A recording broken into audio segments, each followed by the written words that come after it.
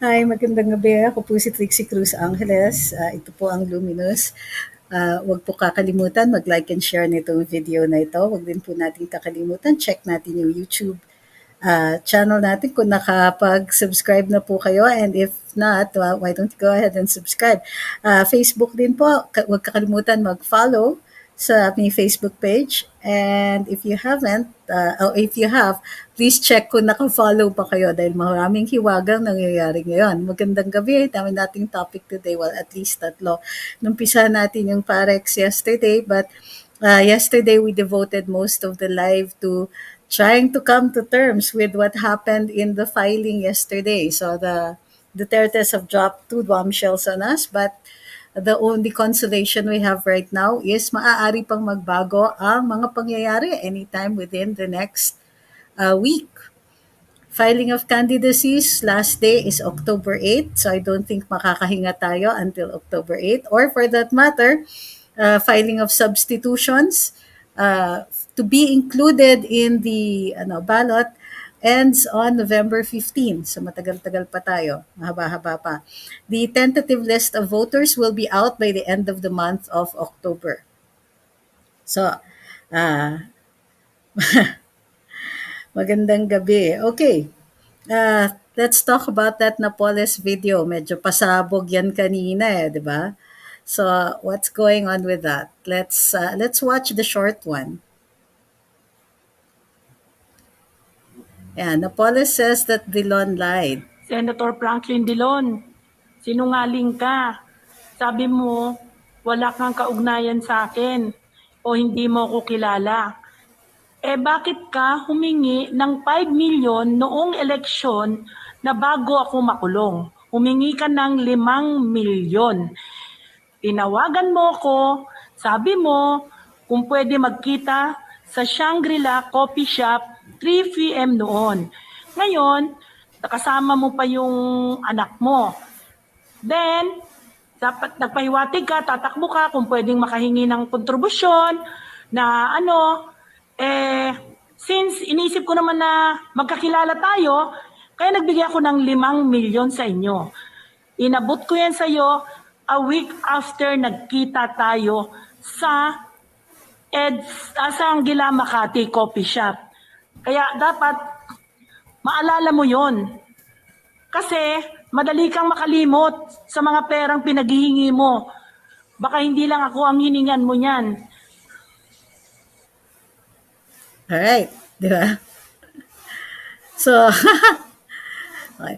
As we can see from what Ms. Napoles was saying is that pinabubulaanan niya yung sinabi ni Senator Drilon. Sabi ni Senator Drilon noon is that hindi daw niya kilala si Ma'am Janet at therefore hindi siya kasama dyan sa mga PDAF scandals. So if you will recall, ang ginagawa noon is magkakaroon ng project ang mga kongresista at sila yung mamimili kung sino yung magiging beneficiary or magiging kontratista. So halimbawa, may ni-identify sila na project that will be carried out by an NGO under supposedly the dadaan ng pondo through one of the government agencies. Halimbawa, DSWD mag-identify congressman or senator nung NGO which will be supervised by the DSWD in our example. Tapos, magiging ghost project lang siya. So, ililiquidate yan, gagawa ng mga resibo, gagawa ng pictures, yun yung trabaho ni Ma'am Janet. Tapos, bibigyan niya yung ahensya, DSWD, bibigyan din niya yung kongresista o yung senador. So, nahuli po siya dyan nung ang kanyang pamangkin, si Michael Louis, ay he blew the whistle because he was detained and threatened by Ms. Napoles. So lumabas ang ilang pangalan ng mga ilang kongresista. Surprisingly, walang mga senador na included dyan. But the lingering suspicion has always been hindi po lahat ng dapat nakasuhan doon ay nakasuhan. By the way, may mga ilang kongresista po na nakasuhan dyan. I think most of them, their cases are still on appeal. However, si Madam Janet, siya po ay na nahatulan both for the kidnapping of excuse me, my cat. Oops. Supposedly for the kidnapping of Michael Louis, and then eto na, sunod-sunod na po yung cases niya regarding the corruption cases. So somewhere in there, Senator Drilon was one of those na nagsabi hindi niya kilala si Madam Janet and therefore had no dealings with her. And therefore, walang maikakaso sa kanya with regard to uh, itong mga ghost projects or yung mga projects na minimal lang po. Ay, sorry, Ben Harloy, I apologize. Ben Harloy yung pangalan po nung kanyang pamangkin.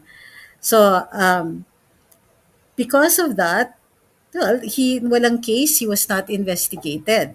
So what Mrs. Napoles now is saying, it's not true na hindi siya kilala ni Senator Dillon or na hindi sila magkakilala ni Senator Dillon, at in-illustrate niya and in fact even executed an affidavit which we will post later sa Luminous sa Facebook. Ang sinabi niya is that magkakilala sila. Now, ang dami nang nag-react. Hala, Dillon, delikado ka na. Hala, makakasuhan ka na, and so on. Makakasuhan ba siya? That is the question.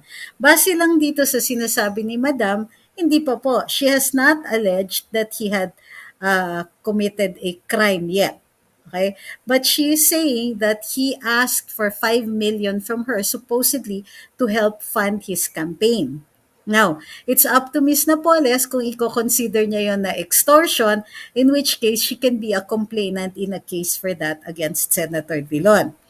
Ngayon, the other cases na pwede are, well, if he duly reported that 5 million dun sa COMELEC as part of the campaign solicitations and what he had spent during his campaign when he ran for senator. So, isa pa yon. That, by the way, is a criminal case. So, pwedeng dalawa yan. Ms. Napoles can file for either coercion or a criminal case involving, yun nga, his extortion of money from her. Assuming that that's what she feels that she was extorted from at the time. But if not, yung pera na yon, maaari ring i-question, itanungin sa ating COMELEC kung ito ay duly reported as as a campaign donation at kung ito ay na-include dun sa mga ni-report niya as part of the campaign expenses. Okay? But take note, medyo mababaw pa tong sinasabi ni Ms. Napoles. She's just saying na humingi siya ng 5 million. Actually, ang sinasabi lang niya dito is magkakilala tayo at ito yung reason, kung ito yung ebidensya ko kung bakit masasabi kong magkakilala tayo. Humingi ka ng pera sa akin. Ngayon, kung mayroon siyang abogado o may nag-aabiso sa kanya, or kung ako siya, then hindi ko ilalabas lahat ng alam ko right now. At hindi ko rin ilalabas yung mga pruweba ko dito sa mga allegation ko. So, it isn't just to, in other words, nagsasalita si Ma'am Janet, and one of the things that we should take note of here isn't that she could file a case later on and so on. Diba? Right now, wala pa siyang ina-allege directly na krimen. But, it's like a warning. Sinasabi ni Ma'am Janet, eto ang alam ko, magkakilala tayo. Ay, kumbaga, Senator Dillon, magkakilala tayo. So this comes out at a time na grabe yung pressure ng Senado trying to link the President to Lincoln Ong and to Farmally and Michael Yang and supposedly this huge nest of corruption na hindi naman mapatunayan pa. 'Di ba? Dito sa Senado. So what does this mean? This is, kumbaga, the the other side, the good guys are telegraphing to the Senate and to Senator Dillon in particular, we're bringing out Ma'am Janet. We're not saying what she's going to say about you. Pero step one is for her to say, Oy, Senator Dillon, di mo pwedeng sabihin na di tayo magkakilala. So, it's like, kumbaga, ito na yung pahiwatig. she can open the door to a lot of things later on, things that we don't know about yet. 'Di ba? She might connect him to some other possible cases. By itself, like I said, there's two possible cases already. But what if she knows more? So yun ang mas nakakatakot dito is that she is withholding more information than she is telling, pero ang mahalaga dito is lumabas siya at nagsasabi niya, "Oy, Senator Dillon, magkakilala tayo." 'Di ba? So that's what this means. Yun ang significance nito. Sinasabi ni nagpaparamdam si Ma'am Janet and 'di ba? Kumbaga, it wouldn't be far-fetched kung meron pa siyang ibang mailalabas later on. Sa ngayon, nagpapakilala pa lang siya, "Oy, Senator Dillon, magkakilala tayo." 'Di ba? Ah, check ko yung comments. Sabi ni Fining Connie, kawawa ng mga Filipino, lahat sila korap. Dapat talaga may law dyan sa corruption. Well, I agree with you on that one, but there are laws already on corruption. The problem is proving it. So kanina pinost ko yung unang nagbigay dun sa ating super chat. Maraming salamat po. Saan na to? Thank you, Kay. IBU 143 for your super chat. Okay. Pero may mga batas po tayo sa corruption. May Anti-Graft and Corrupt Practices Act tayo. Merong revised penal code provisions on malversation and technical malversation, nonfeasance, misfeasance, and malfeasance. And meron din pong law on plunder. So, but the problem really is getting to prove those things. Now, if there is a paper trail, and remember, Ma'am Janet kept a logbook. Diba? Rain Concepcion says, watching from Dubai, Miss Janet Napoles said that after a week of her meeting with Senator Dillon, she gave 5 million. That's right. Sherry Lou Mercado says, some people are insisting that the government favored daw some people, business people, for procurement, that it's graft. Where is the proof? Diba? That's why the Senate keeps continuing with the hearings. They know that whatever it is they already got. Halimbawa, yung sinabi supposedly ni Crisel Mago, or supposedly sinabi ng whistleblower, they think that that's enough. If that was enough, they would be filing before the ombudsman. Why are they still in the Senate? Bakit naghuhukay pa sila? Because it's not a slam dunk. It's enough probably to get to probable cause, but it's not going to be a reason for people to rally in the streets. It's not there is no snowballing effect. They have no traction. Kumbaga, the problem with going hammer and tongs against family and all that, you have Lincoln Ong looking so super kawawa, and all the senators bullying them. They have lost both the trust of the people, and the people cannot relate to the senators. They can't take up the cudgels na, yes, corruption yan. All they're seeing are a bunch of guys bullying one little guy. Diba? Bullying a guy who is just doing business. So right now, that those some people insisting that government favored daw some business people for procurement, then that is they're making an allegation of a crime. If you make that allegation, you have the burden to prove it. Diba? And where is the proof? Even the Senate cannot bring this to the ombudsman. So what is the delay in this? If it was a slam dunk, if people believed, if people could go out into the streets angry over this, then I'm sure even right now they would forward it or they would take advantage of that.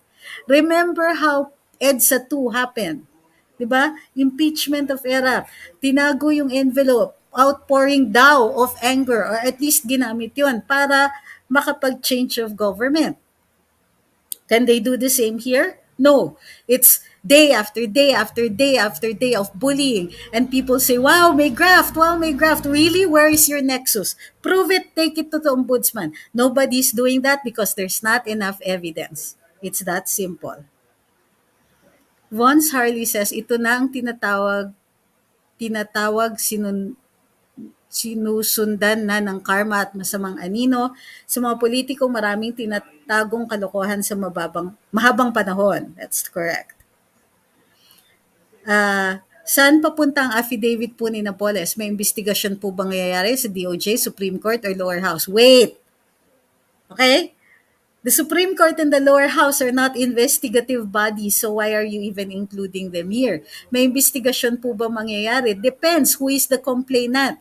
The affidavit is simply ipatunayan ni Ma'am Janet yung sinasabi niya, that she's willing, that she has made this statement under oath.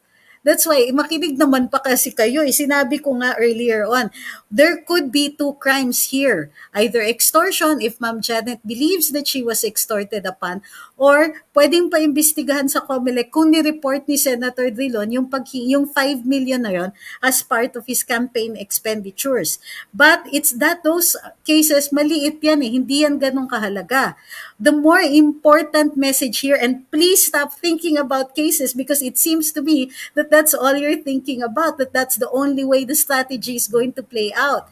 The strategy that is being laid here is that she is announcing to the world and telling Senator Dillon, I know you. Okay? What happens next? I know you, and there are things that I can say that will be a lot worse than the 5 million I'm talking about here. Stop thinking about an instant case right now. It's not gonna happen. What she's saying is that she knows things. Okay? Ma'am Leah says, team replay siya. She misses daw listening live. What's your opinion on the arrest of Napoles? Why Pinoy brought her to Malacanang to talk to her early that morning? Why kidnapping case only in very fast conviction? No, it wasn't just a kidnapping case. She has many cases against her. Yung kidnapping case, I understand that she has been pardoned. I have to check. But that has been resolved already and she has been convicted for the kidnapping case. But she has also been convicted of other graft cases involving certain congressmen and public funds. So, hindi nyo lang kasi masyadong nakikita sa pahayagan, but she has been convicted. Kaya nga po, nasa correctional siya. In fact, at the start of the Duterte administration, I understand that she was already, pwede na siya for pardon on the kidnapping case, but not on the other cases. So, yung kidnapping case only and very fast conviction, hindi po. Actually, it was just the usual length of time. Kasi yun ang pinakaunang na file, yung kidnapping. Okay, but you're right on the in fact there were rumors that 'di ba supposedly she was brought to Krame to surrender by Malacanang officials, and even Pinoy was offering to do it himself. Um, why was she in Malacanang? And why was she talked to? Well, I assume that the reason she had been interviewed was because they were going to see what she was going to tell. 'Di ba? Ano bang sasabihin mo? And so on. It's possible she could have been threatened. A lot of things could have happened during that so-called talk. And why is the president talking to somebody who is wanted? 'Di ba? Yun yung talagang issue doon.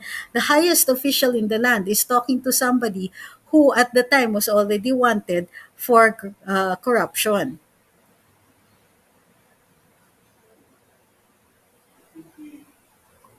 Art Manuel de Chavez says, ang daming laws punishing people involved graft and corruption, pero bakit lagi dehado ang tao para patunayan ito? Lahat na stop sa as an ebidensya. Maraming brilliant lawyers. Bakit wala tayong magawa?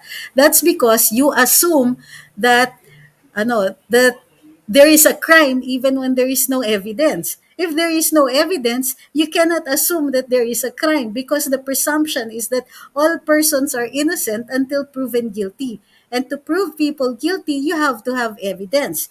That is the system. It's not a perfect system because you might be morally convinced of somebody's guilt, pero there's no evidence. So, paano yun? Gusto mo magkulong tayo ng mga tao kahit walang ebidensya? Di ba? The other problem also is bad investigation, bad police work, or insufficient police work or insufficient investigations. Nag-iimbestiga, wala kang makitang ebidensya, and then you stop there. Kumbaga, you don't keep digging. So that's the other problem. Diba? It's also possible that it lies with the fact that some investigators might not be motivated. It doesn't happen in all cases, but it's possible in some cases. So marami din pong factors yan. I understand na frustrated kayo kasi you don't see enough people going to jail. And you see so many politicians na namamayagpag pa rin kahit alam natin and morally convinced tayo na corrupt itong taong to. However, what is the other option is that we lower the evidentiary requirement and end up sending innocent people to jail. Is that what you want? What if you are that innocent person? What if it is your child, your parent, who is an innocent person, but because we diminish the amount of evidence that's required to put them in jail to convict them, then they're going to go to jail. An innocent person goes to jail. That is where the justice system fails. Diba? I'm not angry. Ruby says, dapat kasi may independent department ang government na mag-handle ng corruption dahil malamang yan yung nag-iimbestigahan, doon din yung iniimbestigahan. No po, that's not true. The investigators are usually, pagka-government, is the ombudsman. So we already have a department or an agency for that. There's the ombudsman and it is the Sandigan Bayan that files the cases. Hindi yan regular RTC. There is a special court called the Sandigan Bayan and the ombudsman is the one that investigates them. So meron na po. That is not that. Kumbaga, a lot of the times it's because, well, nasanay tayo with certain government officials na, alam niyo yan, sobrang powerful nila, sobrang sitting pretty sila na kahit amuyin man lang yung, because of who they are, hindi sila nakakasuhan. So, merong ganon. And I understand your frustrations with them. I understand also why we feel so strongly about them. There's so much emotion with regard to talking about certain people whom we know we're morally certain, but we have no evidence of their corruption. When what is wrong with the system, I can't say because hindi rin naman natin pwede baguhin ang evidentiary requirements. We might make it too easy to send people to jail. And if we don't address the power structure, in other words, for example lang ha, noon, if you were talking about, let's say, people like Mar Rojas and all that, have you heard of any case where he's a respondent or where he's a respondent pero ang bilis-bilis na dismiss ng kaso? There are cases like that na, wala yan, di mako-convict. And people actually say that. Why? Because of who they are. Sometimes the judges or the prosecutors and all that, they think that this person is just way too big. Hindi dapat natin pursigihin dito. Kasi ang laking tao nito. Nakakatakot. Diba? I'm only using Mar Rojas as an example and this is in no way meant to disparage him. Okay? So that happens also. Now, how do we fix that? I guess political will pa rin yun. The problem isn't so much the system, it's the people. Diba? We have pretty good laws. We have a pretty good system. No matter how we change it, the problems remain the same. You cannot change the system when actually what you have to do is change the people. Kahit nga si Senator Bong Revilla na isoli na ba niya yung pera? Yes, there you go. Bakit hindi hinahabol yun? Bakit for some reason parang ang dali-dali, why is he getting away with it? Diba? It's still political will. Maraming salamat, Ma'am Daisy Powell. Ang bilis, hindi ko napapasalamatan po yung ibang tao. Ito, Ma'am Pinay says, sinundo pa ni Mar Rojas si Janet Napoles noon. Friends din sila. Magkano din kaya ang hiningi ni Mar kay best friend Janet? O, ayun.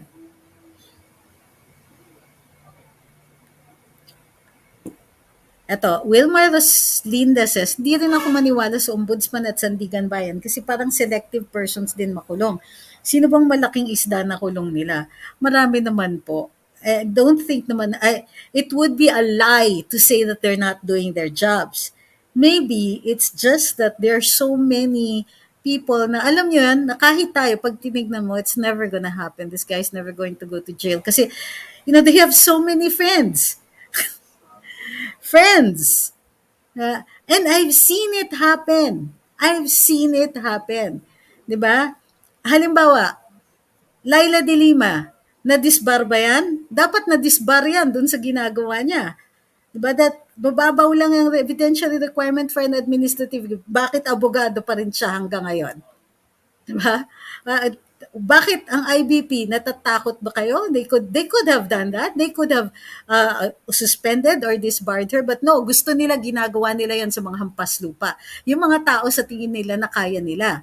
And so that's another problem I think that we see, that I see, is that it's not a classless society. There are some people that even ordinary citizens like you and me, we treat them like they're special. So, yung pagka-special na yon, nagkakahawahan na. So, it's time for us to break that mindset. You know, that's why nga we have Rodrigo Duterte, whose time has come. His time is now. He just unmasked all of these holy cows. 'Di ba? Ay, nako, ito na naman. Change the form of government. We've done that. We've been there. We've done that. Ayun, no, look at the recent events. NSW Premier, ganyan-ganyan, voluntary resigned, cha-cha-cha. Well, sure. But was it the system that made her resign? Was it? Or was it herself? Diba? I think that you're demanding way too much of the system when it is actually the people who have a problem. And the problem is that we have also not educated each other enough. Nalulung tayo masyado sa lumang sistema, hindi na tayo sanay dun sa dapat. Teresita Vallador said that is part of the whole corrupted government. Bakit sa states ang daming napepreso? Something is really wrong. Really? You think? For all intents and purposes, the US president should be in jail for sexual harassment.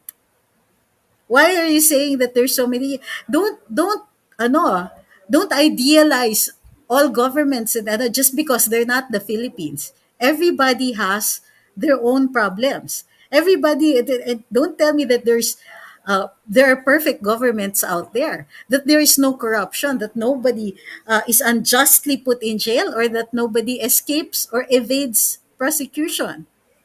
Okay? It's not. Don't idealize it. And don't unduly put down your own country. Parang only in the Philippines, excuse me.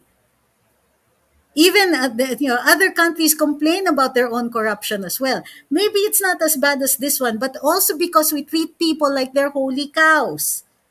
Parang, ay, pag nakasuhan si ganito, ay, hindi yan makukonvict kasi lakas yan eh.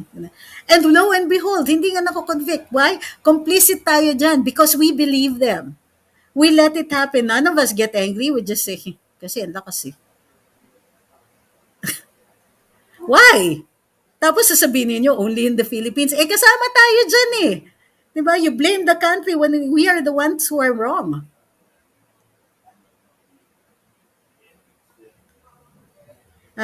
Mikey Fainsan says, kagawad lang nga posisyon. Kung ilagay natin sa pedestal, ganun-ganun na lang. SK, yung tinitingala, parang Diyos, masyado nating ginagawang mga Diyos ang tao na may pwesto. Diba? Yes. And in many cases, they don't even deserve it. Like, tingnan mo ang Senado. Tingnan nyo kung gaano sila magsalita. Like, how dare you threaten the Senate? How dare you call us names? May mga ganyan, yung mga, you have to respect us. Excuse me. Respect you. The only reason that you're supposed to be respectable and honorable was because we put you in position. What you carry is the mandate of the people, and that mandate can be taken back.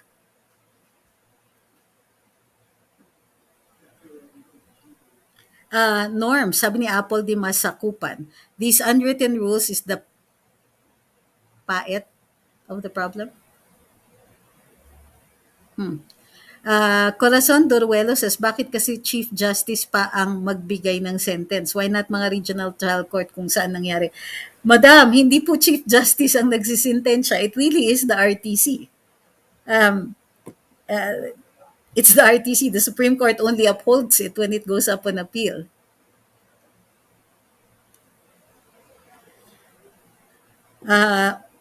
Mario says we're a long way to go changing Filipinos' colonial mentality.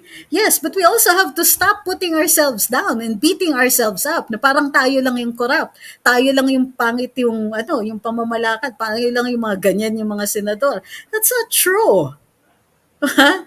Are you saying na tayo lang talaga yung incorrigible? I mean, yung ibang bansa galing din dito sa position natin, but they were able to get out of it. That's what we have to figure out, how we're going to get out of it. And I think we've already taken a step in the right direction. We voted Rodrigo Duterte into office, and now we're seeing things differently. But his job isn't done. Because obviously, there's still people who are evading justice. And no matter how you try to upgrade the system, we also have to change ourselves.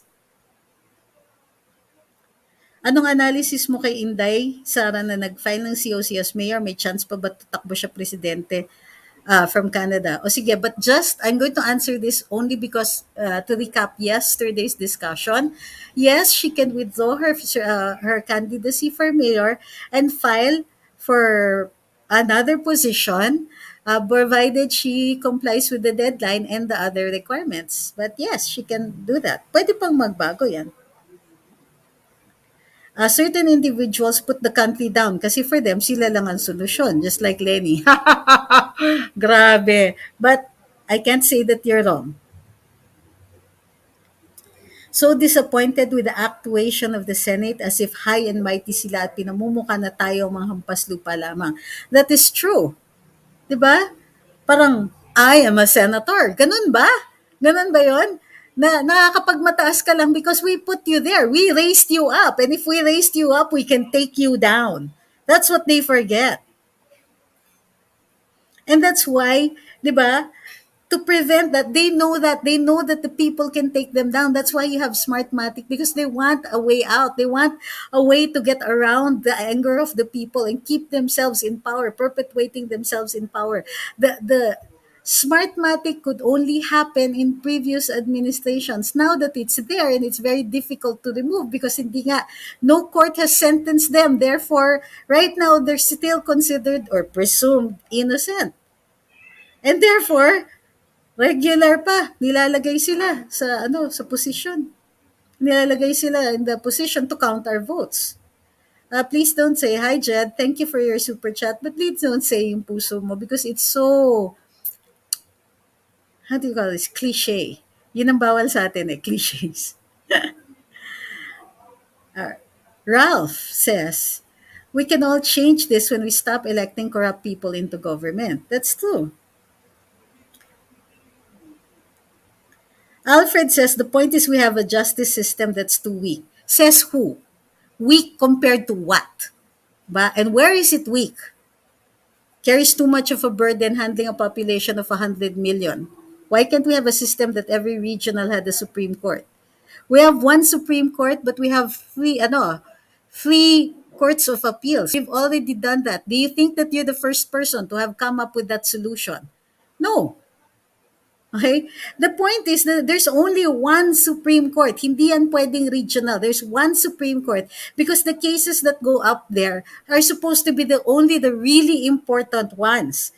So why are you thinking that the justice system is weak? Because we have a single Supreme Court. There's no nexus. What is the connect? It's weak because there's one Supreme Court. I think it's the opposite, that only the most important cases should go to the Supreme Court. We have a Court of Appeals, we have an RTC, we have the MTCs, you have so many steps already before you get to the top. By the time you get to the Supreme Court, only the most important and the ones that have impact on our laws, on our constitution, yan na lang dapat ang umaakyat doon. And that's what happens. So I understand that you're frustrated and you're looking for solutions. But we've looked at those. Okay? Again, we do that regularly. The Supreme Court reviews the rules of court regularly. We have a Senate and a Congress that isn't doing its job or not doing its job very well. If we have to change things in order to make them more responsive, the gatekeepers are the Senate and the congressmen as well. And don't tell me that we should change it into Fed part. If it's the same people who are sitting as legislators, they'll do exactly the same thing regardless of the system. Di ba? They have forgotten that public service is a public trust, and the power they have is reposed power of the people entrusted to them. Let us take that power back. Yan, correct. Even Singaporeans complaining, Lee Hsien Loong, on how he managed their country. Iba kasing mga Pinoy na nakarating lang sa ibang bansa, buti pa dito ang linyahan. Well, I wouldn't say that's true of everybody. Kasi in the end, so many people still just want to come home. Di ba? June Mulato says, you just mentioned Smartmatic. How can we get rid of it? Nothing happened in the Senate. Again, Senate hearings. Why did you expect that something would happen in the Senate hearings? Oh, yes, that's right. It's their job. Okay, you're right. But you're bringing it to a tainted body, to a body, or to people who have benefited from the system. So we cannot expect those same people to change that system. Diba? So what are we going to do? No matter how no matter kung gaano ninyo awayin yung isa't isa, debating on better systems and all of that. If we keep keeping the same people in power, then nothing's going to happen. We managed to put in a Rodrigo Duterte. Can we not change our congressmen? Cannot we change our senators? Look at the surveys. Who are in the top? A lot of them are comebacking senators. Papo, in every sense of the word, why are they up there? And these are surveys. And don't take a cop out and tell me that those surveys are loaded. They're not always loaded. Okay? Why do their names appear there anyway? Because there are respondents who keep mentioning their names again and again. And we're lazy. Name recall. Si ganito na lang. Fill up all of the positions. Si ganito na lang. Oh yes, I remember this person. Si ganito na lang. Pag hindi ko yan kilala. So si ganito na lang. It's us. We have to change. Gusto ko ang continuation na naumpisahan ni tatay, pero gusto ko din ang pagbabago, umpisahan sa Senado, wag iboto ang mga hindi karapat-dapat. Kapag hindi nag-perform ng maayos sa unang term, why iboboto uli sa pangalawa? Kailangan ng bago. Lorraine Villoso says this. I agree. Kasi ang mangyayari vicious cycle kung hindi natin puputulin at some point. Ganito, di ba? Sasabihin nyo, wala namang magbabago kasi may Smartmatic. And so wala nga magbabago. Kasi may Smartmatic, sasabihin niyo. But even when there was no Smartmatic, marami pa rin nananalo na hindi dapat nanalo. Na posibleng baka walang mandato. So stop using all of these things as crutches. Like, it's the system. It's Smartmatic. It's all of this. No, it's us. We cast the vote. We're the ones who accept it. We're the ones who say na, teka, mali yata yun. Hindi, ang nanalo yata si Bongbong. Bakit natin tinatanggap si Lenny? Di ba? In other in any other universe, I think we would be out in the streets saying, calling for this woman to be dragged out of her office and tossed into the street for presuming to be the vice president. It's crazy. We accepted it. Q551. Thank you very much for your super chat. Sabi niya, we need more like you. No, not more like me. We just need to change the way we're thinking. Okay, next. So, again, to recap on this issue, Napoles says that Drilon lied. Now, I would like to reiterate that ang issue dito isn't so much the... Okay, mamaya na yan. It isn't so much what she says as what she implies. Diba?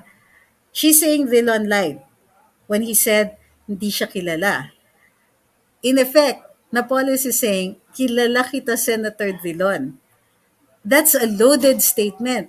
Marami pang iba. Marami pa siyang pwedeng sabihin, kilala kita ha, Senator Drilon. Now, she says, just as proof na magkakilala sila, na binigyan niya ng 5 million si Senator Drilon. Now, like I said, if Miss Janet thinks that she had been coerced into giving that money, then she can file a case for extortion. I'm not sure if the coercion or grave coercion has not yet prescribed, but the other case that can be filed is to ask the COMELEC if Senator Drilon reported that 5 million. Diba? Because you have to report all the campaign contributions and what it was spent for.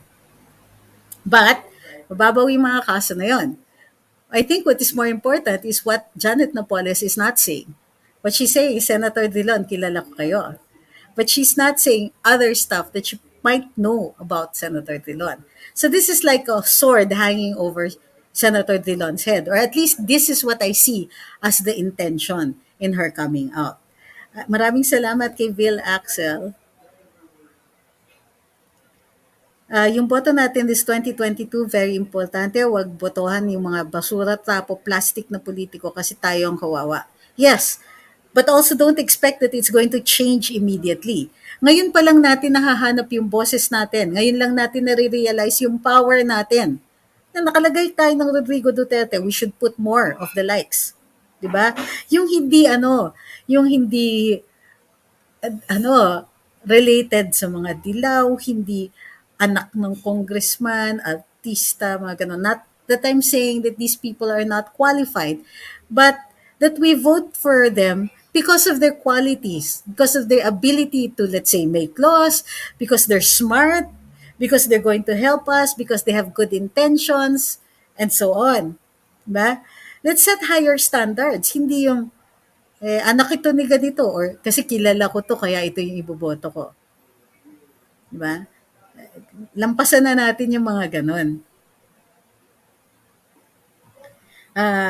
Maganda daw yung aura ko ngayong gabi. Nax, salamat. Okay, next topic tayo.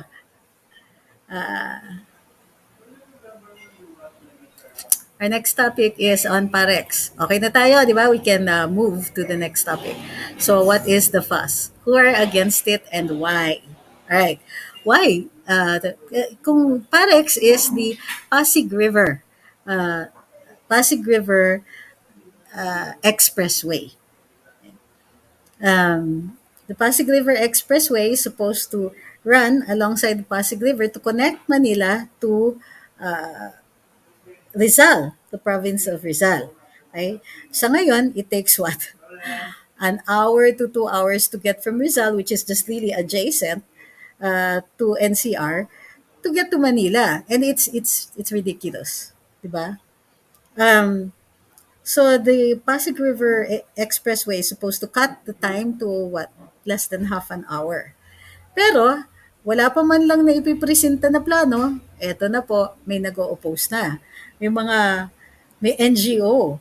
At kung may NGO, may pondo yan. Kasi para maka-incorporate ng isang NGO, kailangan may maipakita kayong deposito. And if I'm not mistaken, the minimum deposit should be something like about 50,000. But I'm not sure about the amount. But you must be able to show a bank account. Okay? Ngayon, if it is a tax-exempt donee institution, mas marami pong requirements yan. One, mas malaki yung pera. And two, kailangan they had been in existence for quite some time. Bago ito. So, something's up. Diba?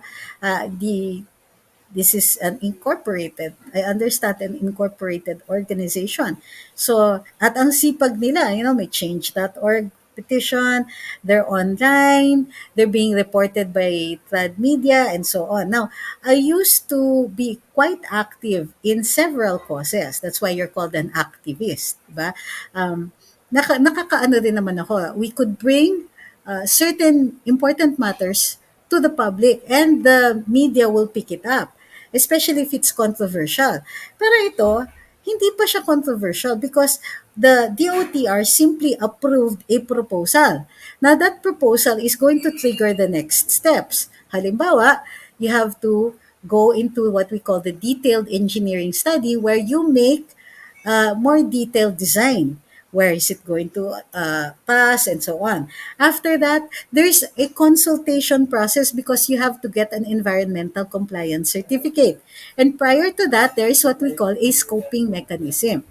The scoping mechanism is supposed to create dialogues and so on with the people who are stakeholders in the project.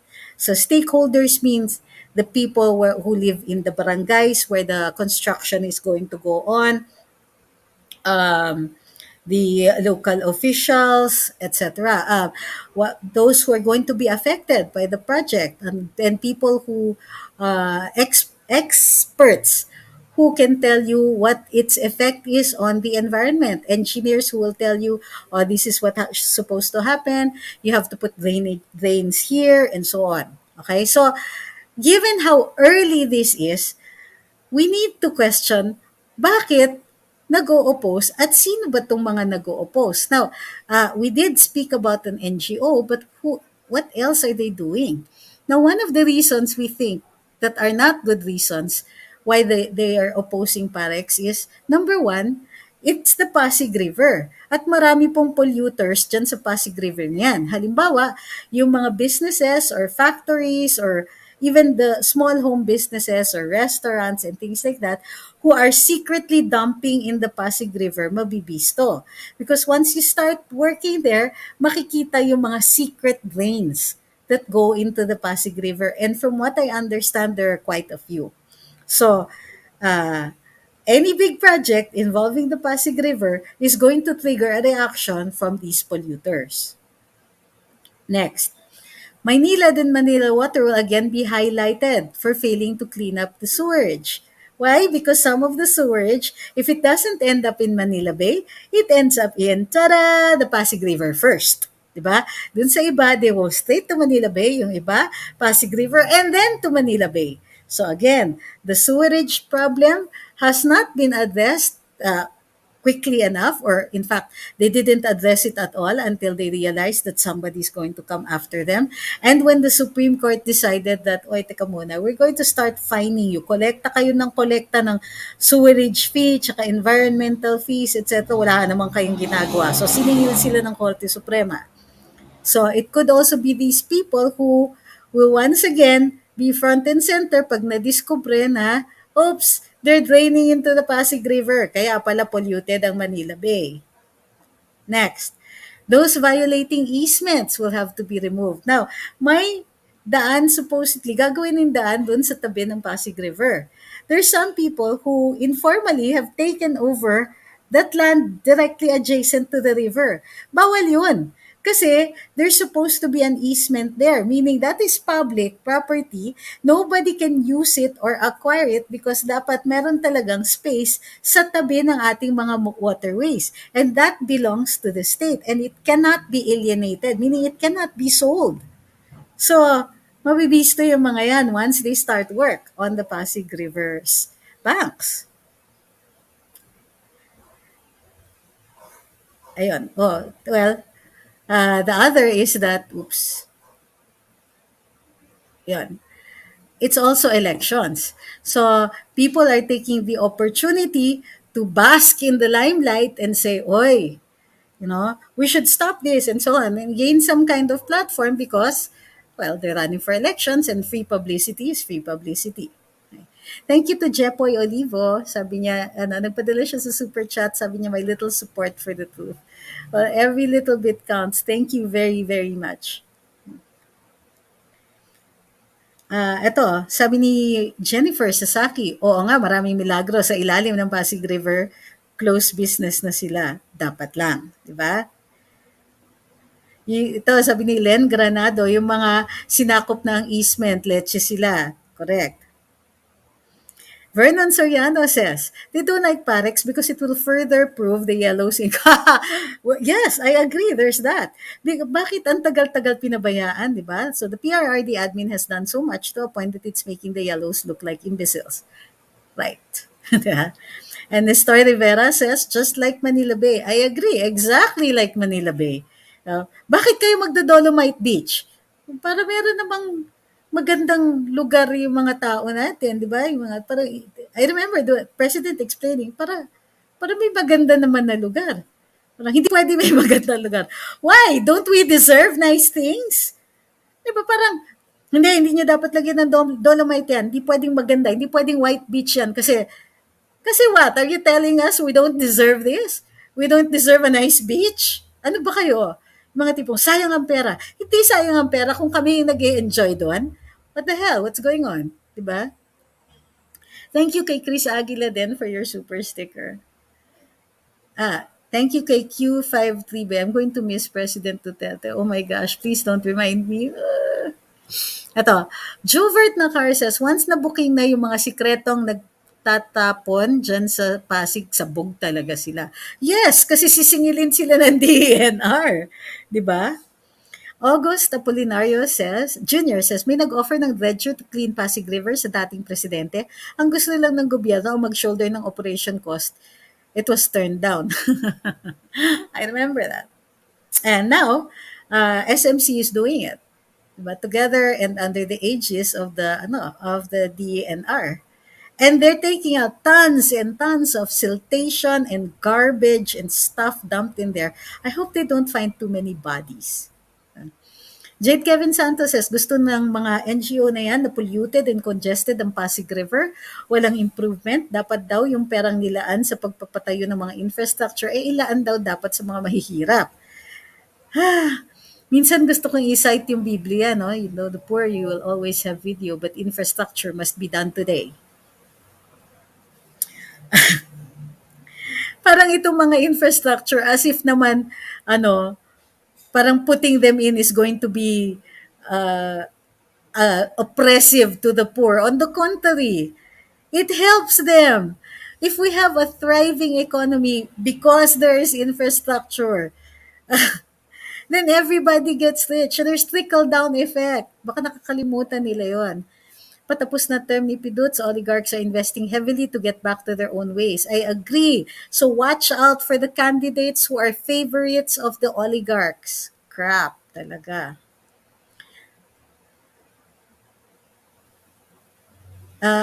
Las Palmas says, Parex project of Ramon ang San Miguel Corporation should pursue.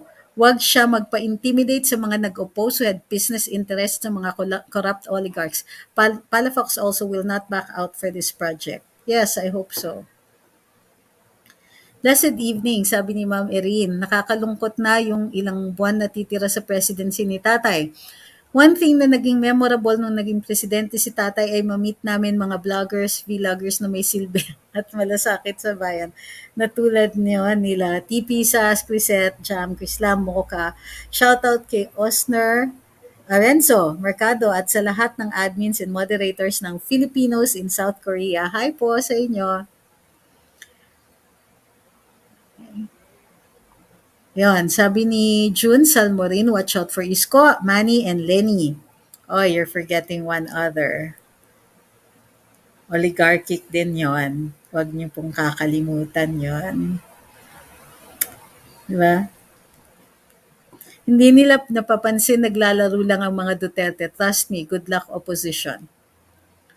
Well, kung naglalaro sila, then we should play along, di ba? Na, oh no, di na babalik yung mga Dutertes, etc. Di ba? Takutin natin. Or biglain na lang natin.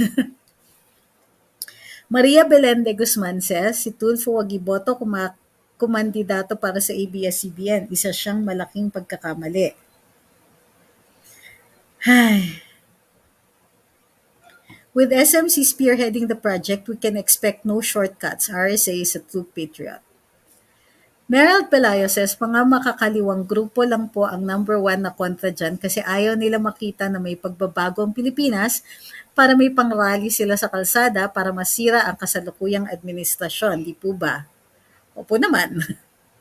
Thank you kay Marites Galotos for your super sticker. Sabi ni Cthulhu, wag ituloy ang Parex, mawawala paliguan. Joanna Marie Ligaya says, basta kung sino man ang magtatandem Go or BBM Sara, yan lang ang iboto para tuloy pa rin ang nasimula ni PRRD at palitan ang mga nasa Senado. I agree. Paula Guapa. Mga walang hiyang nasa Senado at Kongreso. Puro self-interest ang ginagawa nila kaya nagkakampihan sa loob. They were guilty and frustrated after 3 decades, sabi ni Abu Khayer Maruhom. After 3 decades, what they did, hindi nila matanggap ang pagbabago in just 6 years. 5 nga pa lang, ang dami na, di ba?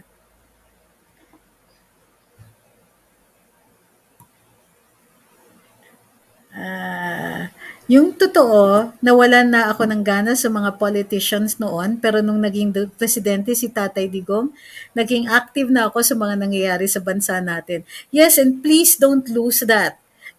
Kasi kaya hindi makaumang yung kabilang bakod mga nasa kabilang bakod. Di sila makaumang kasi tayo tayo yun. Can you imagine? Ito yung totoong tinatawag nilang people power. Ito yun. Ito yun yung, we don't have to take to the streets every time there's, and to change our leaders. There is a system. Just by voicing out our opinion, letting them know that we're not happy with them, sometimes things get done. Eh, may mga nakakasuhan, 'di ba? May mga hindi na naboboto. May mga nasisiro, inidoro, 'di ba? These are changes that we caused. Duterte, of course, was there. He's the leader, but we did that. That was our job. We voted for people other than them. Yeah, we didn't want more of the same. We got them out. We said, teka muna, di na ako naniniwala dun sa naratiba ninyo. Di pa nga kayo nag-apologize for the two EDSAs Di ba? Because these are, and so that also brings me to a short side trip. Di ba? Kanina we were talking about, dapat, it isn't the system tayo magbago. And then, tingnan nyo, yung mga people power na yan, those are shortcuts. Hindi natin pinagkatiwalaan yung sistema. Imbis na intayin na matapos yung termino ng isang presidente, aba, ano yung people power? Bakit? Dun sa EDSA ba, lahat ng mga botante nandun? Of course not. Hindi man lang kami natanong. Kayo-kayo lang na 1,000,000 or assuming na 1,000,000 yun, na nagpunta sa EDSA, kayo po yung nag-decide. For the rest of us, ang dami kayong botante. Di ba? So, if we should stop with those shortcuts. Stop thinking that it's the system, it's this, it's that. No, it's us. And we have been able to put in changes. 'Di ba? Anong inobra ng Smartmatic dun sa dami natin nung binoto natin si Rodrigo Duterte? Side trip lang po 'yan. Next topic na tayo. Jose Rico Antonio says EDSA 1 and 2 was a usurpation of the true mandate of the nation. Mel Pasha says, I'm very worried na manalo ang bikini men, boxing men. At tuwa naman ako dun sa nicknames ninyo. That's why, wag tayong makampante. Wag natin sasabihin na, di naman tayo naniniwala kay ganyan. Stop! Don't do that.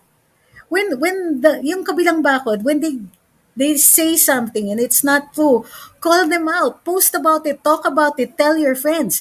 Kahit sabihin ng mga friends ninyo, hindi naman tayo naniniwala sa ganyan. Hindi naman kayo Paano yun dun sa mga maniniwala? Reiterate. That's why we keep posting. Pag mali yung kabila, ayan, si Senator Soto, sabi niya, accused. Walang accused in a Senate investigation. You have resource persons. Pero sabi niya, hindi. Kasi si Tito Ginggona, naalala niyo, pwede namang gamitin yung term na accused sa legislature. Hindi. Unless you're saying that I accused somebody and using it as a verb. But there is no accused in an investigation. There is a suspect in a preliminary investigation. There's a suspect in a police investigation. What about in a Senate investigation? Hindi pa rin accused po ang tawag doon kasi hindi po yan trial. It's an investigation. You're looking for facts. Diba? O sabi ni Senator Dick Gordon, hindi rin, pwede rin kaming mag-investigate to look for financial leaks para pwede namin baguhin yung batas. O tama yan, batas talaga yan. Pero yung looking for financial leaks, you can, sure, you can do that. Pero when you're looking for financial leaks, meron bang accused doon? You have resource persons giving you the information. O this is what we did. Pwedeng sabihin ng mga kongresista, ng mga senador na, kulang ng ganitong step, dapat may ganito. Kulang yung pagpapakialam ng ibang ahensya, gawin natin ganito, isama natin yung ganitong ahensya. Ganon yun. Hindi yung naghahanap kayo ng kriminal. Iba yan. Sorry, carried away. Thank you kay Nathaniel Quintos for your super sticker. Ma'am Sarah says, 2010 ako naging pakialamera uli sa Philippine politics. Yung teenager na babae nasa Manila Bay close to US Embassy papuntang PICC, inaano ng matanda in the middle of the day at walang sumasaway. O nga naman. Hindi ko alam yun Please refresh my memory. Ayun, Benjamin Pumares says, Boy Pepsi feels like he's a lawyer. Well, wala namang masama dun sa mag-cite ng batas and so on. Pero, uh, di ba, parang cringy na, did you think you have that power? You don't. We didn't give it to you. It's not in the Constitution. Right? Next topic. Updates on the Senate investigation. Okay. Walang sawang na nakakaladkad si Lincoln Ong. Lincoln Ong was brought to the hearing without his counsel. Sumulat kasi si Attorney Ferdy Topacio sa tumatayong abogado o representante ni Mr. Lincoln Ong at sinabihan ang Senado na hindi na po willing si Mr. Ong na umattend ng hearings. So in spite of the fact na alam na nila represented by counsel si Mr. Ong, kinausap siya ng security or ng representante o Senate Sergeant at Arms at sinabi hindi kailangan mong pumunta. Ang sabi ni Mr. Ong, nagsabi na po yung abogado ko and so on na hindi na ako dapat pumunta. Hindi kailangan mong pumunta. So again, they advised him against the advice of counsel. Actually, bawal yon. If the Senate thinks they're a court, how come they're not abiding by the rights of this person, the right to also consult his lawyer on the move that he's going to do? Instead, despite the advice of his counsel, kinaladkad pa rin sa hearing. Okay? Now, normally yan, dapat may abogado siya sa tabi niya at sinasabing, you don't have to answer that, you can claim the right to self-incrimination, you can say this, you can say that. Pero normally, the senators don't like that. Sasabihin nila, bakit ka ba nakikialam? Let him answer. Why? Because gusto nilang mahuli yung resource person making a mistake para pwede nilang pahiyain, para they can feel big about themselves and say, ala, mali yan, and so on. That's a crime, and chuchu. Kala nila they look so big and powerful when they just look like bullies. But that's what they do. Senator Dillon says that the Senate has the power to hold him in contempt until he answers. Yes, but there's a difference between using the power of contempt and grave coercion. There's a difference between holding him as long as he is in contempt to keep him detained. Pero bringing him to the hearings is different. Kasi kaya nga ninyo dinetain so that he will willingly go to the hearings. Hindi yung kakalad ka rin siya to the hearings even if he is in the Senate building. If he says, no, I'm not going to testify, tapos dadalin nyo pa rin siya doon despite the fact that he has said no, is no longer the power to hold him in contempt. This is already coercing him into actions that he's not willing to do. Even if the action is legal, coercion pa rin because he should be there, going there on his own steam. Now, ang sinasabi nila, wala naman daw physical coercion. Hello, undermining his counsel? Talking to him as against his counsel's orders, giving him advice against the advice of his counsel, that's wrong on any level. And finally, hindi pa finally, Senator Gordon says he can hold hearings until kingdom come. Well, technically, he can hold hearings until the end of session, until matapos sila next year. And in the meantime, kung ako,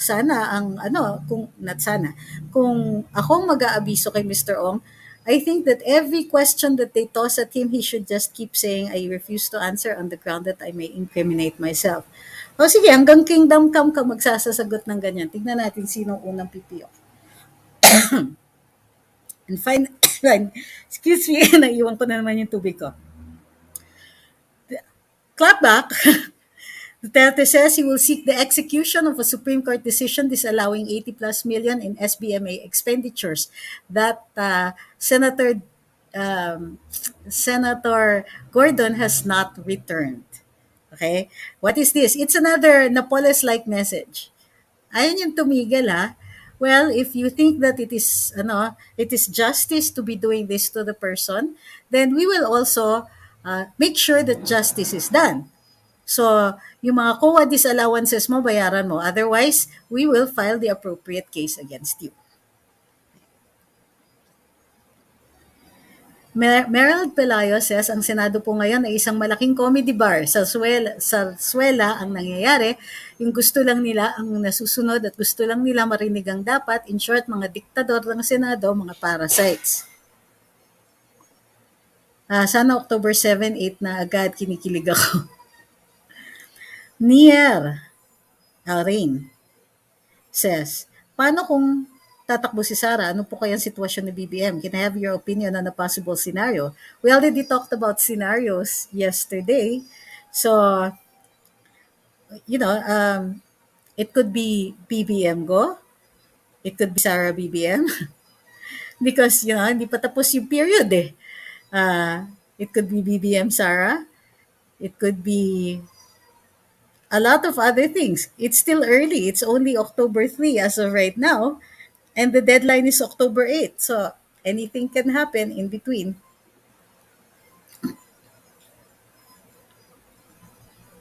Big surprise if Attorney Trixie will file her candidacy. No. For Senate anytime this week. That could be crash boom bang. Please lang.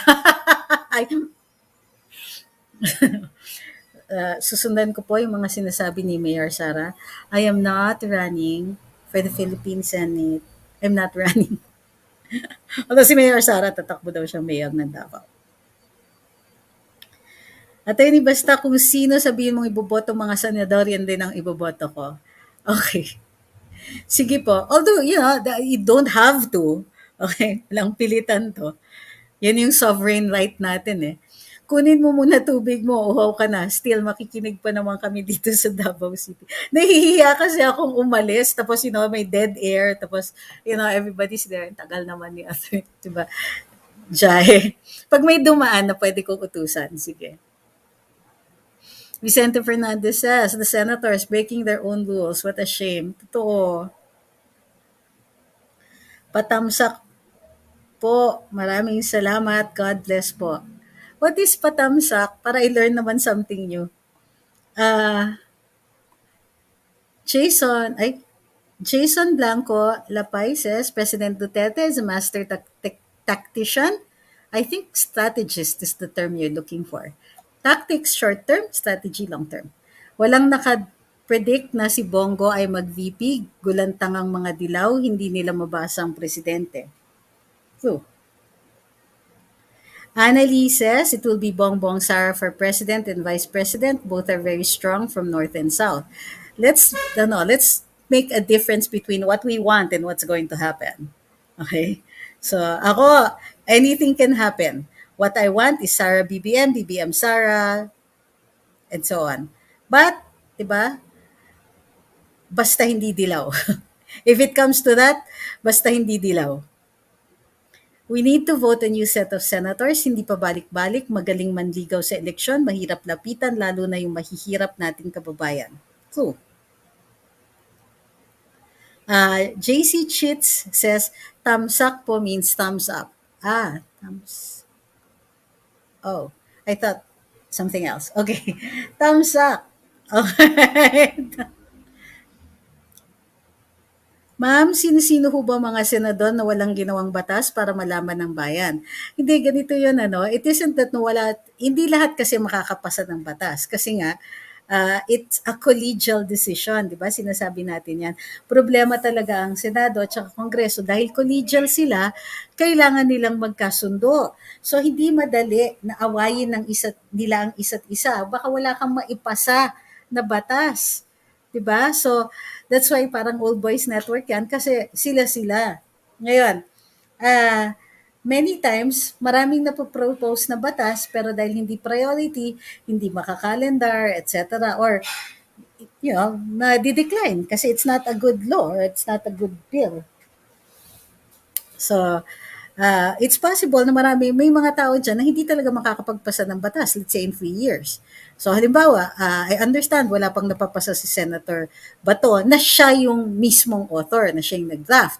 Pero co-author siya dun sa ibang mga bills that passed na batas. Halimbawa, I'm not sure kung dun siya sa create, pero may mga ganon. So, imposible ring masiro. Pero yung ikaw mismo yung gumawa at nag-shepherd ng bill and it gets passed, bihira pa rin yung ganon. Hindi ganon kadami.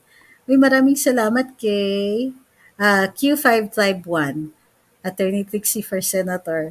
You have my vote. Di ba sainthood ang usapan natin? Ato, alam po natin na hindi tatakbo si Inday Sara sa PDP. Totoo yan. Sabi niya na sa inyo noon sa Karambola. Totoo yan. Ano po kaya mangyayari sa Dilawan if tumakbo si Inday sa national position under KBL? Sure po ako, iyakan na. Don't forget na may lakas NUCD na lakas CMD na nag-endorse sa kanya and four other parties, huwag kakalimutan yon. So, di ba? Thanks, attorney, sabi ni Caleb Set sa kanyang super chat. Salamat sa mga insights po ninyo.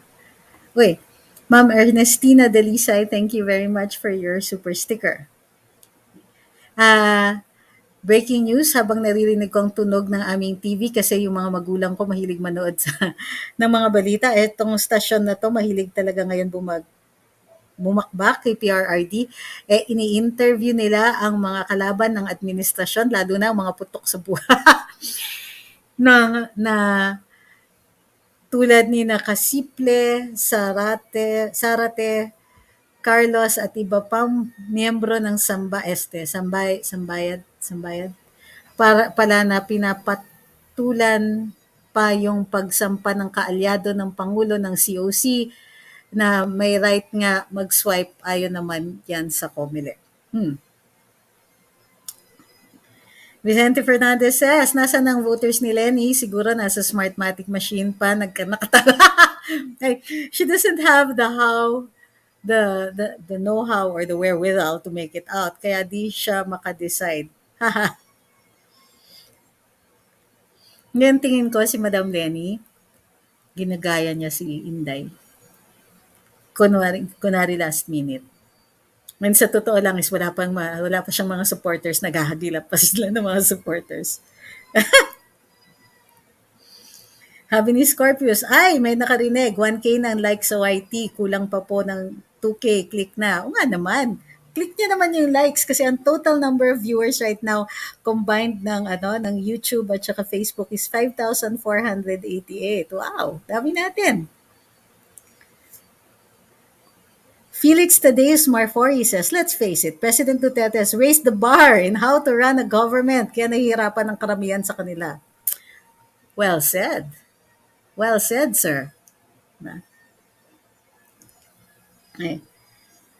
Ilan po pala ang nanalo na party list? Dapat ma-remove na po yun. We can't. Nasa constitution po para hindi, may constitution at saka may batas po. Para hindi po natin, you mean yung mga nanalo na party list, tanggalin natin. Well, nanalo si Kong Mike, di ba?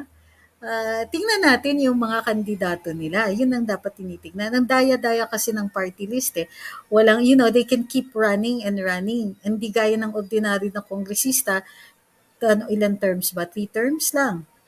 Ang party list, walang term limits yung party. Yung tao lang ang binibigyan nila ng term limit.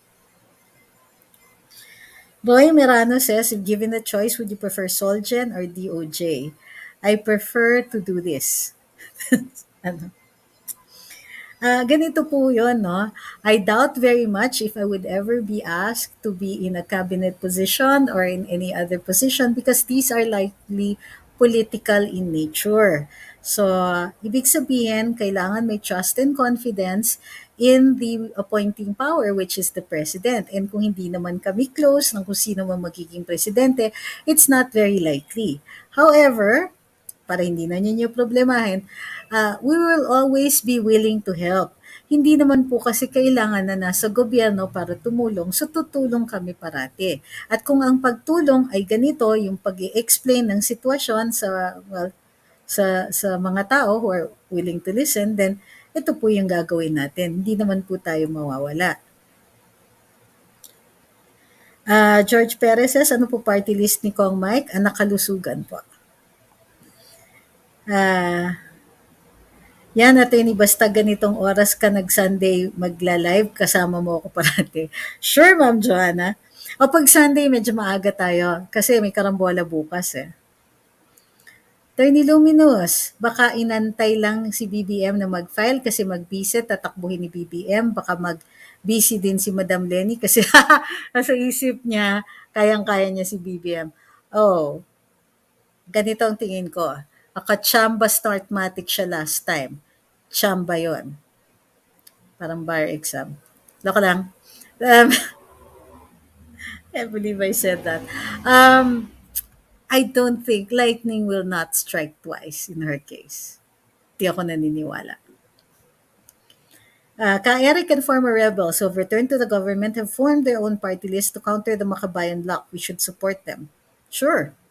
Anytime, interviewing ko pa sila para may, may ano ba tawag nito? May traction. Kung nabubuhay lang ngayon si Senator Miriam, nakatikim na ng katakot-takot na sermon yung mga kapwa niyang senador sa kanya para lang di masabihan ng Senado na kangaroo court. So, nakaabot ako. May 3 motorcycle accidents ang nadaanan ko. Ingnan man kasi madulas ang daan. Ingat-ingat kasi madulas nga ang daan. Totoo yan. Florante says, shout out from Shinsui. Kagagaling ko lang ng FB. Sabi niya, thank you for your super chat. April Spices, ma'am, tatakbo po ba talaga si Mayor Inday Sara for President? Kasi po sa interview ni Presidente Duterte, sabi po niya tatakbo po si Mayor Sara. Totoo po ba? I don't know. Hindi ko talaga alam. Ganito po yun. Iba yung alam ko, which is nothing, dun sa gusto ko. Gusto ko tumakbo siya. So we have to make a difference between those two. Hindi ko alam kung tatakbo siya sa pagka-presidente. Ang alam ko, tatakbo siya na mayor. Seth Araque says, sent a super sticker. Thank you very much po. Ayan.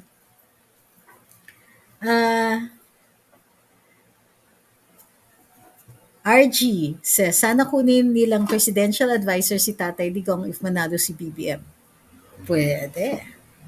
But that's if he isn't enjoying his retirement.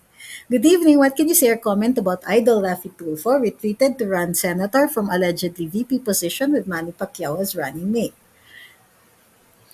I'm not sure if kasi nga, sino ba yung naglabas na he was running for vice president? I think that was an informal or an unauthorized announcement. Posibleng hindi pa final nung time na yon. I don't think it was about the backlash. I think, kasi he's a shoe-in as senator. Marami nga siya namang, matindi yung name recall niya. But running for vice president, at the time, sinasabi ni Pangulo, tatakbo siyang vice president, that would not have been a wise move for Mr. Tulfo. So, I'm pretty sure that his campaign strategists have said that at least sa Senate, he's a sure win.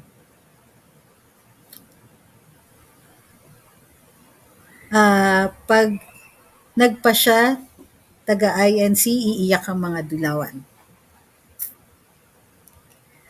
Mag-suggest ka po ng mga senators and party list po para magabayan namin. Kami, salamat po from Davao. Well, of course, pag lumabas na po yung listahan.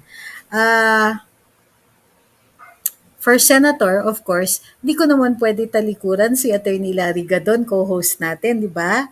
So, Attorney Larry for senator. Lolo Art Tugade and Senator Mark sa ngayon. Dadagdagan po natin yan mamaya. Yun pa lang so far. Sa party list, hindi ko sure kung tatakbo yung party list ni Kong Jonat, and we also have to look kung tatakbo si Madam Mocha. BBM or Sara for president, wala nang iba. Sabi ni, way I see it is like this. For this country to move forward, move towards greatness like those times we were under FEM, and for continuity of PRRD's programs that really brought us up again. Speculation ko, sabi ni Tatay Charles Fernandez. If Inday decides to run and BBM goes for the VP, the scenario will be Sara BBM, although coming from different parties. That's very realistic. Yes, agree. Antonio says, si Lolo Art, grabe yung paninira ng co-host ni Kong Jonat sa kabila. Sa kabilang program. Napakabalahura ang ginagawa, wala raw nagawa si Lolo Art. Of course, that's not true. Sino ba mas maraming viewers? di ba? Ay, if Kong Marcoleta pala is running, Kong Marcoleta din ako. Pag nagsimula na ng campaign period, allowed pa rin ba si Raffy Tulfo na ituloy ang YouTube program niya? Not during the campaign period. Okay? Or, pwede niyang ituloy pero bibilangin yon ng COMELEC as airtime. Thank you kay Seth Aranque for your super sticker. Thank you kay Wowshi Beth. Sabi niya, from your avid fan watching from Norway, North ba yan? Jason Lipangog. Thank you, Jason. Hi, Jason pala. Huwag niyo po iboto yung mga re-electionist na supporters at may link sa mga NPA at oligarchs. Carl Morales says, how do you find Kong Marcoleta for the Senate? I want to find him in the Senate. I want to discover that he's already in the Senate. Diba? Yung ganon. Nathaniel Baloca says, Mayor Sarah have class consciousness. She knows which side of the fence she owed to figure out of who is there with her. Okay. Mga Catholic, walang pagkakaisa, mahilig sila sa pagkakabahagi. Okay, ganito po yan. Wala naman kasi pong boto na solid talaga ang Iglesia Katolika. Pero, hindi rin naman po yata maganda na maghati-hati tayo na magiging divisive tayo. Tatandaan po natin na eleksyon to. At pag eleksyon po, ang hinahangad natin ay paramihan ng boto. So kung makikipag-away tayo dun sa mga taong sana hihilingin natin ng boto, oh my goodness, my cat. Hihingan natin ng boto, hindi ba self-defeating yun? Ba? Paalala ko lang that these are elections. We have to keep the unity. Huwag tayong mag-away-away. Pwede naman tayong agree to disagree, di ba? And dapat hinahanap natin yung mga undecideds at kino-convince natin sila.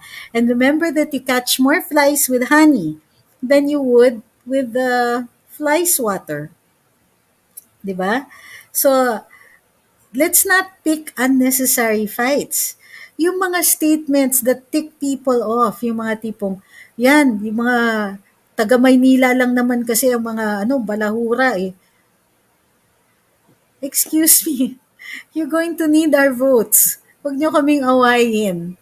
Lalong-lalo na taga Mindanao at saka taga Ilocos ang dream team natin.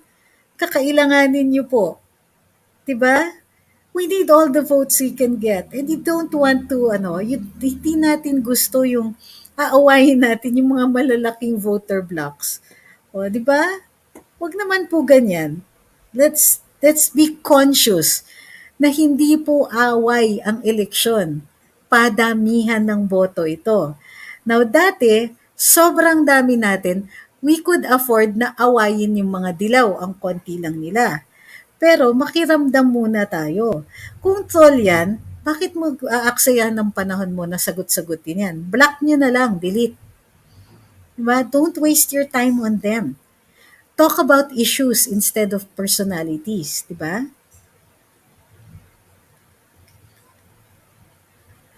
Ay, thank you kay Jean or John Thomason. Thank you very much. Marcoleta and Defensor, Cathy Carino says. But Kong Mike Defensor might be running for a local executive position. So, let's see. Maaari po bang baguhin ang qualifications ng isang kandidato? Nasa Constitution po kasi ang mga basic requirements and qualifications. Posibleng dagdagan natin by law, but it will depend. No? The Supreme Court might consider that unconstitutional. So, the idea kasi was to allow as many people as possible to be candidates. Okay? Kaya nga wala tayong mga masyadong requirements other than read or write, botante, resident, and citizenship. The idea is to have a large pool where we can get our next officials from. But also, hindi natin ine-exclude yung mga nakasuhan kasi minsan merong tinatawag na nuisance suits. Ibig sabihin, kinakasuhan lang sila para maantala yung pagkakandidato nila. 'Di ba?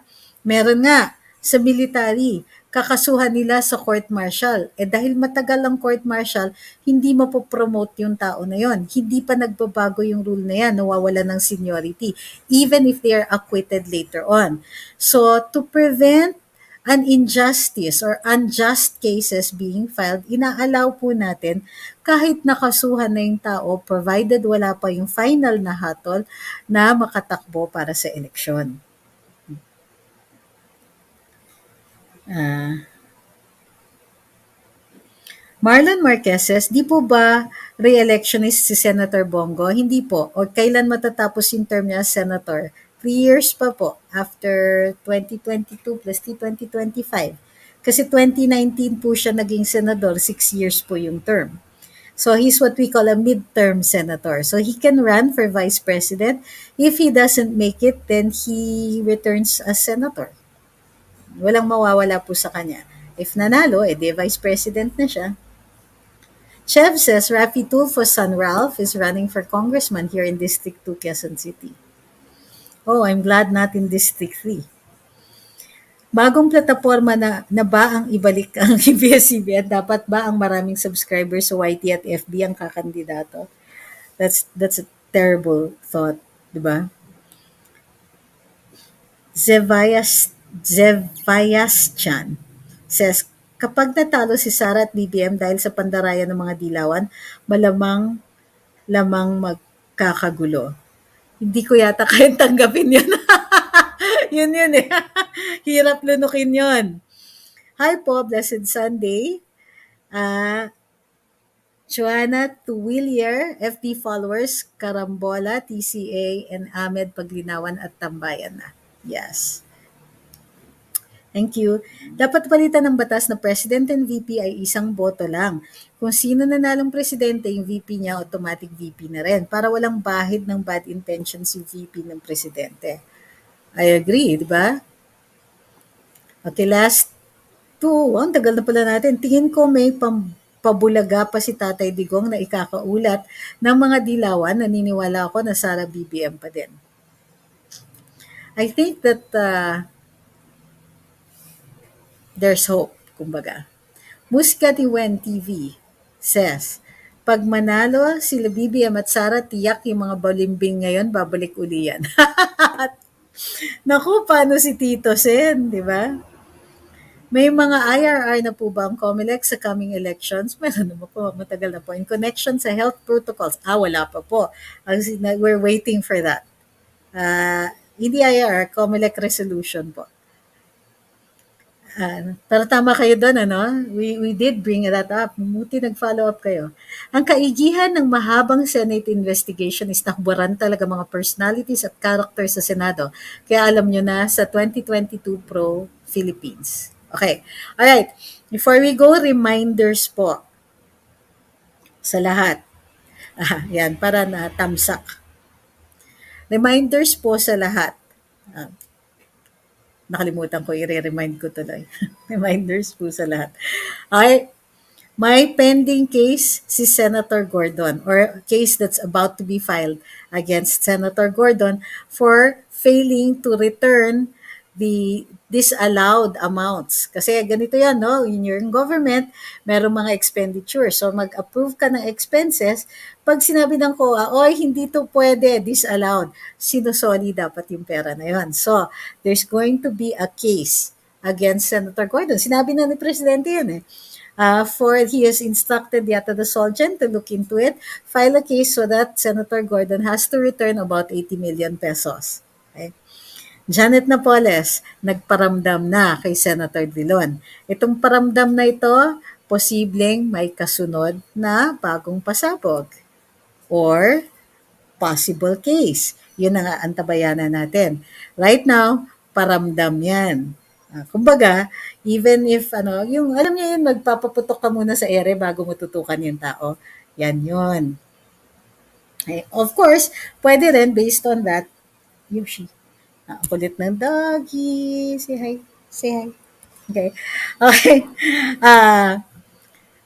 Di ba? Thank you kay Ma'am Jocelyn Fabros and kay Q5 Tribe 1. Rafi Tulfo, sabi ni Rafi Tulfo noon, he will never run for a government position because he can do more to help Filipinos with his RTIA. Disappointed. Oh, okay. O, ano pa yung mga tatandaan po natin? Um, May question dun sa pagkuha ng witness si Senator Hontiveros, di ba? Titignan natin if what she has done is sufficient grounds to file a criminal case. Diba? Let's see. So, I wouldn't be surprised if in the coming days, things get even more exciting in the Senate. Okay? Sana tumakbo si Lenny Lugaw para maramdaman niya ang pagkatalo. Abner Magbanwases, kaya nga nangangamoy na Napoles na ang mga dilawan involved sa disbursing. Oh, and by the way, I don't think the message is intended only for Senator Dillon, di ba? Kung meron mga nandyan pa na nakinabang kay Ma'am Janet, di ba? That's also a strong message. Oy, sino ba yung susunod na sasabihin ni Ma'am Janet na, oy, ikaw, kilala din kita. Di ba? Shout out kay Jolex Bulataw from Burgos, Pangasinan. Solid BBM Sara. Yeah. Okay, yan, sabi ni Kerwin, warning shot. Yep, that's what it is. Although pwede magkaso dun sa COMELEC to determine kung ni-report ni Senator Drilon yung 5 million na yan, I think maliit yan eh. Especially if he's not running anymore. But, what other secrets does Miss Janet have? Diba? So, maraming salamat sa lahat ng sumubaybay at saka sa lahat ng nagbigay sa super chat. I'm very, how do you call this? Touched by sa lahat din ng nagtamsak. Thank you very much. New word ko. Ah, maraming salamat. May karambola po tayo bukas ng umaga. Huwag pong kakalimutan. Free Lincoln Ong. Kawawa naman kasi. Inaaraw-araw siya eh.